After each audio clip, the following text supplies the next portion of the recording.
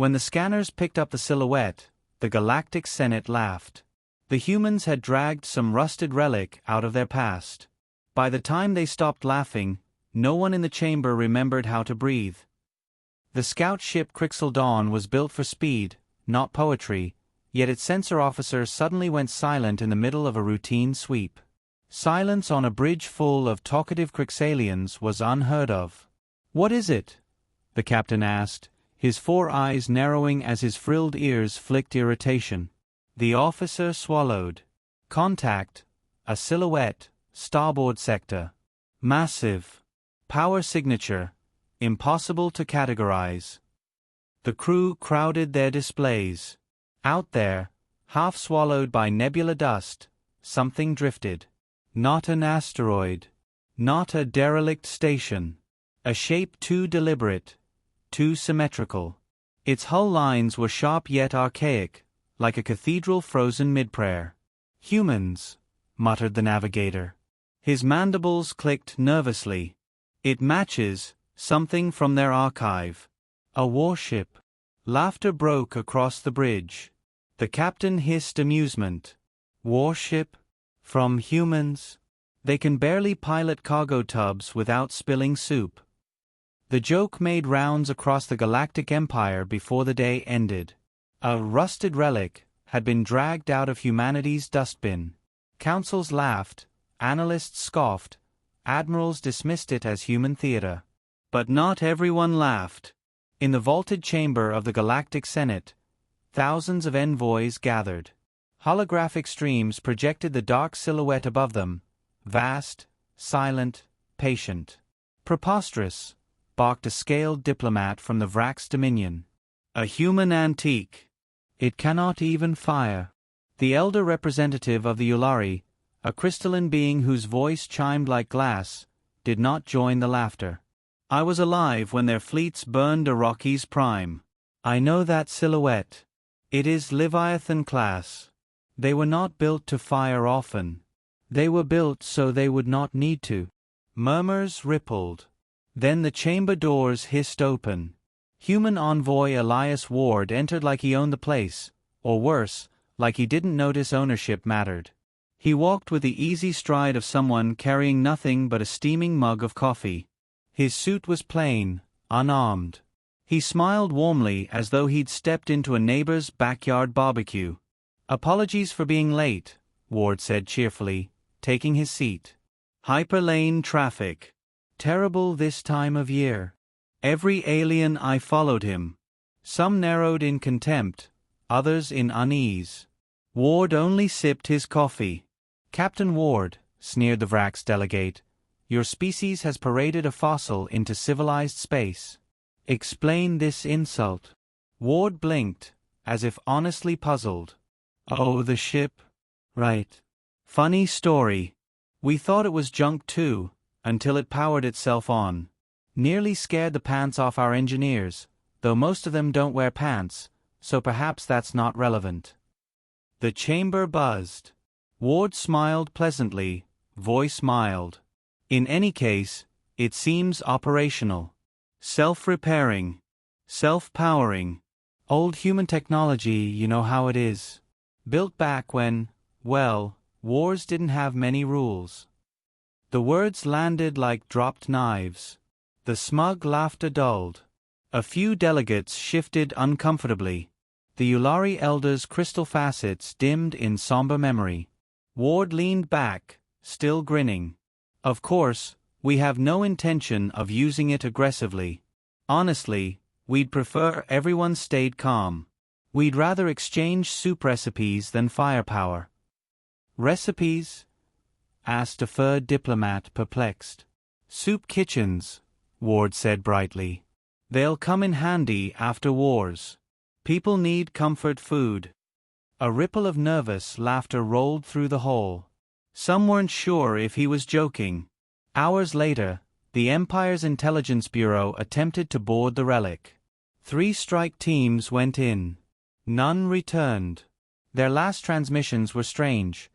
Corridors shifting, lights bending, as though the ship itself disliked company. Ward was informed mid-lunch. He only frowned mildly. Strange ship. Very private. Honestly, I don't think it likes strangers. He sipped water. Maybe bring cookies next time. The phrase spread like wildfire through alien news feeds. Cookies next time. To some, it was evidence of human absurdity. To others, it was a warning disguised as whimsy. By the week's end, the warship had fully awakened. Its vast hull emitted no weapons fire, no threats, but every nearby system flickered. Navigation buoys failed. Energy grids across 5 star systems blacked out as if embarrassed to be near it. The Galactic Senate reconvened, panic poorly hidden under ceremony. "This is destabilization," roared the Vrax delegate. "Humanity must deactivate it immediately." Ward rose calmly, adjusting his cufflinks. "Deactivate? We didn't activate it in the first place. It woke on its own. Like an old dog stretching its legs. And I'd hate to muzzle it." "Dog?" another envoy asked. Ward's grin widened. "Terran animal. Loyal. Friendly. But if you corner it, well, it bites." For a moment, silence pressed on the chamber like a weight. The Empire ordered a blockade. Hundreds of ships, carriers, destroyers, fighters, all surrounding the ancient silhouette. It was an overwhelming display, designed to remind humanity they were still a minor species under watch. Ward attended the live broadcast. He even offered popcorn to nearby delegates as the feed showed the blockade ships forming ranks. "Beautiful formation," he mused politely. "Straight lines, like a parade. You folks really know how to organize." The admirals of the Empire transmitted ultimatums. The warship did not answer. It did something stranger. Every fleet system shut down. Engines stalled. Weapons went dead. Communication relays fizzled. Thousands of ships, paralyzed in silence, drifted helpless around the Leviathan like ornaments on invisible strings. Ward exhaled a contented sigh, as though admiring fireworks. "See? It doesn't even like company. Shame, really." The Galactic Senate stared in horror. That night, while the galaxy whispered in panic, Ward sat alone in his quarters, recording a report to Earth Command. His voice, stripped of cheer, was cool and precise. "Phase 1 complete. Contact established. Empire destabilization already underway. Ship functions as predicted. Enemy fleets neutralized without engagement. Recommendation: continue pressure with smiles. They are breaking themselves trying to laugh." He closed the file, leaned back, and took another sip of coffee. When the transmission ended, his smile returned, warm, harmless, perfectly human. "After all," he murmured to no one, "it's better if they think we're just being friendly." The Galactic Empire prided itself on never panicking. Empires, by their nature, were supposed to project calm inevitability. Yet when entire fleets drifted powerless around the newly awakened human relic, calm collapsed. Across the Senate chamber, dignitaries argued louder than plasma storms. "They've weaponized gravity." "No, it's a virus in our ships." "Perhaps a curse?" The last suggestion, from a feathered envoy of the Avi Tri, drew scoffs. But behind the scoffs lingered unease. Superstition felt more believable than technology this absolute. At the center of the chamber, Elias Ward stirred his coffee with deliberate patience. His calmness irritated the assembly more than any human fleet could have. "Explain this outrage," thundered Admiral Varric of the Vrax, towering in full armor though the Senate forbade it. "Your antique has crippled my fleets without firing." Ward raised an eyebrow. "That sounds more like an engineering issue than a human one. Maybe file a complaint with your manufacturer." The Admiral's mandibles clacked, fury strangled by lack of proof. Ward sipped quietly. Behind the debates, whispers began spreading. The Yulari elder, crystalline facets dim with dread, addressed a smaller gathering of diplomats. "You fools call it accident. I remember differently. In the old wars, Leviathan-class ships never needed to fire. One merely arrived. Enemies stopped fighting. Systems faltered. Strategies unraveled." "But how?" hissed a delegate. The elder's voice chimed low. "It wasn't how. It was why. The ships were built as weapons of inevitability, not to destroy bodies, but will." The whisper carried. Soon, whole factions eyed Ward with a new, hesitant respect that felt uncomfortably close to fear. Later, in a private chamber, Ward received a delegation of concerned allies. They represented neutral states, merchant guilds, a dozen smaller powers. All wore the same expression, tight smiles covering terror. "Captain Ward," began a slender insectoid trader, surely humanity does not intend war? This Leviathan, it destabilizes trade. Our routes collapse when its field expands." Ward leaned back, hands folded politely. "We don't want war. Truly, it sounds exhausting. Paperwork alone could kill a man." He chuckled softly. "We prefer cooperation." "And if cooperation is refused?" asked another. Ward's eyes warmed, voice still friendly. "Then refusal is cooperation of a different kind. You'd be amazed how much people give up when their lights stop working." The room fell silent. No raised weapons, no shouts, just the smiling humans sipping water as though discussing weather. The Empire did not sit idle. A covert task force was dispatched, elites in stealth craft, equipped with null fields meant to bypass detection. Their orders: infiltrate the Leviathan, sabotage, disable. Their approach was flawless. Entry undetected. Their exit non-existent. Hours later, fragments of their encrypted comms leaked. One voice screamed about corridors folding, another described lights shifting into eyes, then silence. The Senate demanded answers. Ward only spread his hands apologetically. "Look, I told you. The ship doesn't like strangers. We can barely walk its halls ourselves. Think of it less as a vessel, more as, well, an elderly relative. Moody. Doesn't enjoy company." The image of a ship as someone's cranky grandparent did little to soothe the chamber. Days turned to weeks. The blockade ships remained dead hulks, orbiting like ornaments around the Leviathan. Recovery teams dared not approach. Meanwhile, chaos rippled outward. Hyperlanes misaligned near human sectors. Trade convoys vanished into failed jumps. Energy grids across border systems flickered. Entire economies wobbled. Ward sat through emergency sessions with infuriating calm. One delegate shrieked, "You're collapsing the Empire without firing a single gun." Ward's response was a mild smile. "Imagine what would happen if we did fire." Not everyone opposed him. A growing faction of worlds, merchants, minor states, even some military governors, began courting human favor. Better to align with the polite predator than resist and starve. Ward played host on the Leviathan, inviting delegates to dinners. To their shock, he served Earth cuisine: grilled steaks, potatoes, pies. "Barbecue," he explained cheerfully as the guests fumbled with unfamiliar utensils. "Slow-cooked meat. Humans learned patience at the dinner table long before we learned it in war." The warrior species eyed the tender ribs uneasily. The Ulari elder, tasting cautiously, muttered, "It melts. Like surrender." Ward only smiled. One evening, in his quarters, Ward recorded another report to Earth Command. His voice, stripped of charm, was clinical.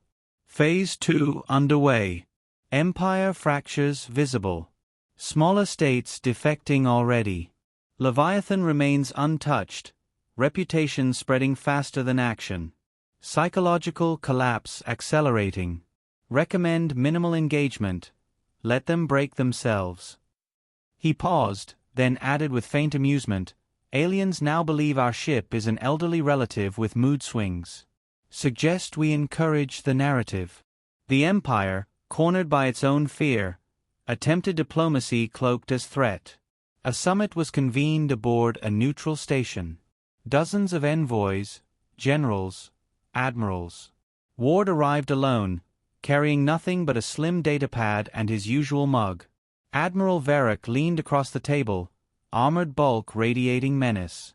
Deactivate it, or face consequences beyond measure. Ward stirred his coffee gently. Consequences? Admiral, that word implies you still control outcomes. Look around.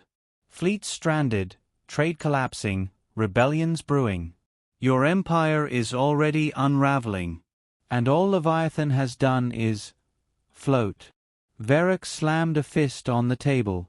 The sound echoed. You think us afraid? Ward met his gaze, smile unwavering.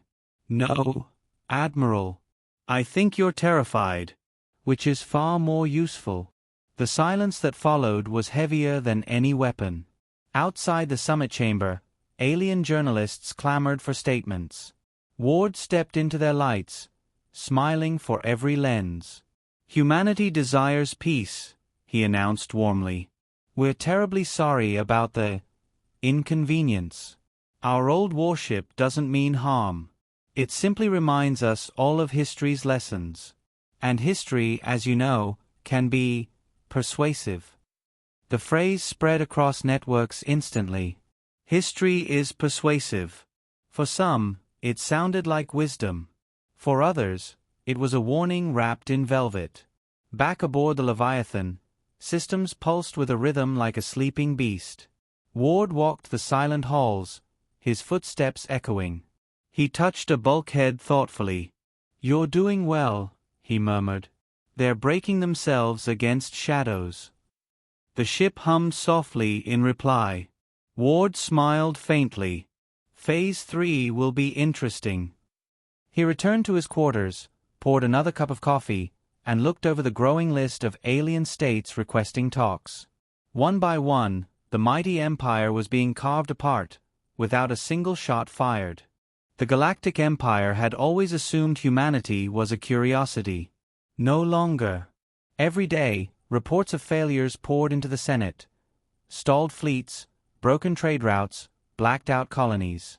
The ancient Leviathan drifted silently near human space, doing nothing but existing, and that existence was enough to suffocate a civilization. The delegates shouted themselves hoarse, but the louder they argued, the more calm Elias Ward seemed. He sat in the Senate chamber with the same disarming smile, sipping coffee, occasionally jotting notes on a datapad as if attending a seminar instead of orchestrating the collapse of an empire. One session ended with a winged envoy shrieking, "Deactivate it or we will burn your homeworld." Ward tapped his pen thoughtfully. You'd need a working fleet for that. How's that going for you? The chamber erupted. The insult was polite, veiled, but it stung worse than any direct threat. Privately, Ward began dropping the mask. In a sealed chamber aboard the Leviathan, he met with a handful of human officers. Unlike the image he projected in the Senate, his face here was cold, sharpened by calculation. Our position is stronger than projected, he reported. The Empire is fracturing faster than estimates. Worlds are defecting not because of force, but because of fear of force. The ship's presence has become myth. We're weaponizing their imagination. An officer smirked. So we don't fire? Ward's eyes glinted. Fire? No. Why waste energy when they'll dismantle themselves for us? Elsewhere, the cracks widened. The warrior caste of the Vrax demanded a renewed offensive. They launched a small fleet without Senate approval, boasting they'd prove human weakness once and for all. The fleet never returned. Sensors recorded them reaching Leviathan's perimeter, and then silence. No explosions, no wreckage. Just gone. The incident sparked riots on Vrax worlds. Their own admirals couldn't explain it. Some called it human trickery. Others whispered the ship swallowed them whole. The myth grew darker. Ward took advantage. He invited neutral delegates aboard the Leviathan for another peace dinner. The menu was pizza this time, simple, casual, but unnerving in its earthbound normalcy. A reptilian dignitary eyed the melted cheese suspiciously. It stretches like molten metal. Is it weaponized? Ward laughed warmly. Only against waistlines. We humans like food that resists a little before giving in. Teaches patience. The joke landed oddly. Some laughed nervously, others stared at the slice in their hands as though it held hidden meaning. Ward knew it did. Everything humans did here was theater. Later, during private talks, a young alien delegate dared to confront him. You speak of peace, but everything you do feels like a knife hidden in a smile. What do humans really want? Ward set down his cup, eyes locking on the delegates. His smile remained, but his tone shifted, smooth steel under velvet. What we want, he said softly, is simple. A galaxy where humanity is not threatened. Where our children grow without alien boots hovering above them. You mistake our kindness for weakness. That mistake has killed civilizations before. Don't let it kill yours. The delegate swallowed hard, realizing too late the question had been answered. The Empire tried propaganda next. Broadcasts denounced humanity as manipulative liars wielding a relic they didn't understand.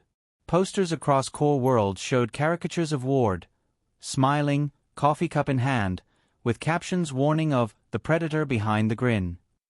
But the campaign backfired. Ordinary citizens, already tired of shortages and failures, began to whisper that maybe siding with humanity wasn't so bad. Better a smiling predator than a starving ruler. A week later, Ward stood in a private meeting with the Yulari elder.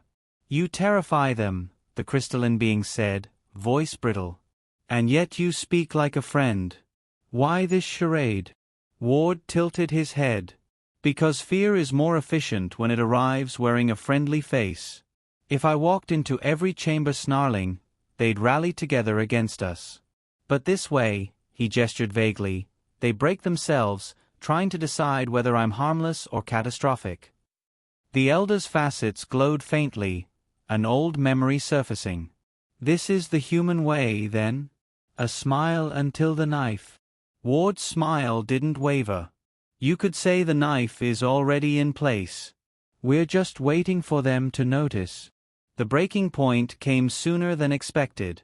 A rebellion ignited on 3 outer rim worlds. Citizens, convinced their empire could no longer protect them, declared allegiance to humanity instead. They raised banners painted with a simple design, the silhouette of the Leviathan, black on white. When news reached the Senate, chaos erupted. Some demanded immediate war, others screamed for surrender.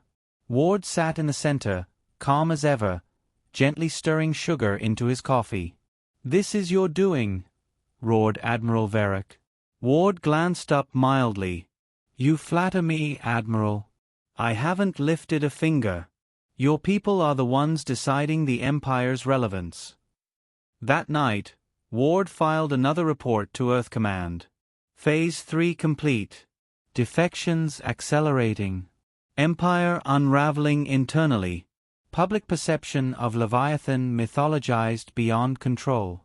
Recommendation: continue passive stance. By the time they realize the trap, they'll have dismantled themselves entirely. He closed the file, leaned back, and exhaled. For a moment, his face hardened, no warmth, no smile, just the look of a predator measuring prey. Then he picked up his mug again, the warmth returning. Tomorrow he would smile at the Senate, crack a joke about soup recipes, and let them fall a little further into the pit humanity had prepared. Word count: 1,000. The Galactic Empire was not dying in fire. It was bleeding out in silence. Entire sectors slipped away without a shot fired. Governors defected, colonies raised the Black Leviathan banner, and fleets mutinied in confusion. The Senate, once a roaring chamber of power, had become a nest of terrified creatures bickering while their foundation rotted. And at the center of it all sat Elias Ward, smiling as if nothing were out of place. Admiral Varric stormed into the chamber one final time, scales bristling, voice ragged from sleepless nights. "You've dismantled us without moving a single weapon. This cannot continue." Ward sipped calmly from his mug. "Admiral, you misunderstand. You dismantled yourselves. All I did was give you room to panic." Varric slammed a claw against the table. "Enough riddles. What are you, human? A diplomat? A strategist? Or some devil from your ancient myths?" Ward set his cup down, gaze steady. "You want to know what I am? I'm the man who came to make sure Earth never kneels again." The chamber went silent. By now, the myth of the Leviathan had eclipsed truth. Rumors painted it as a planet killer, a machine that devoured fleets whole, a relic built by gods. No one dared test it again. The unknown was far worse than any confirmed power. And Ward leaned into that fear, every smile another twist of the knife. But even predators must eventually show their teeth. That evening, he gathered the human officers in the Leviathan's command sanctum. Holographic charts displayed collapsing trade arteries, civil unrest spreading like fire. "We've reached the final stage," Ward said flatly.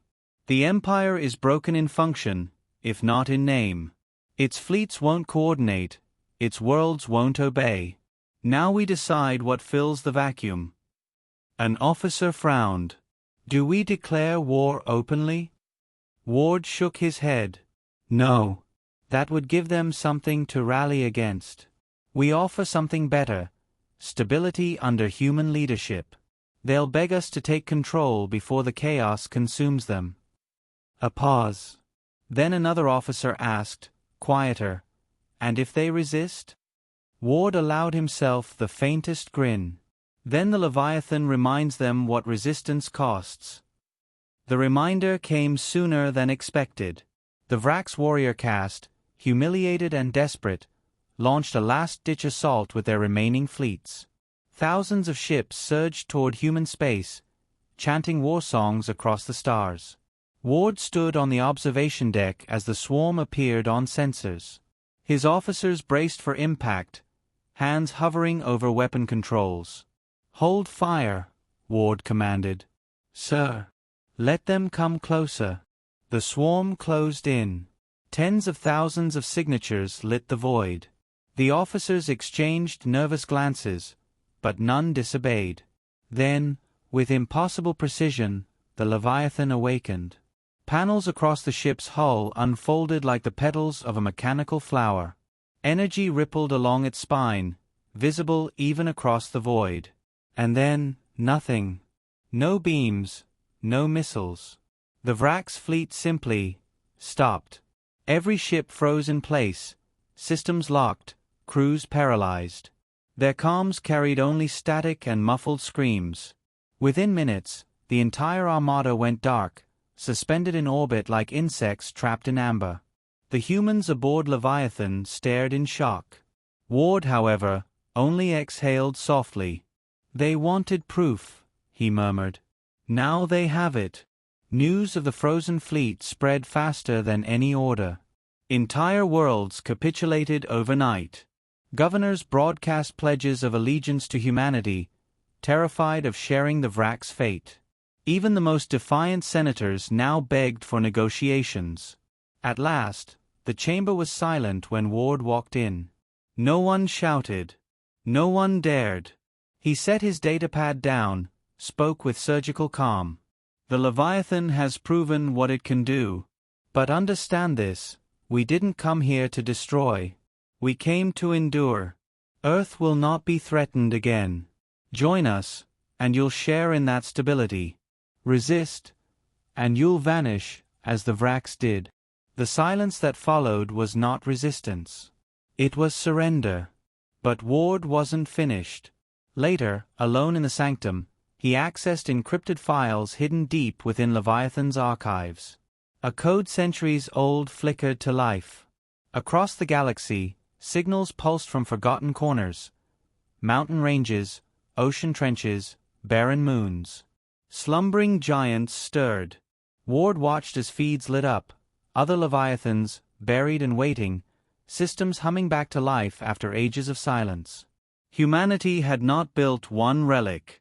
They had built many, scattered like seeds across the stars, each now awakening at the call of their brother. Ward leaned back, the weight of the moment pressing against him.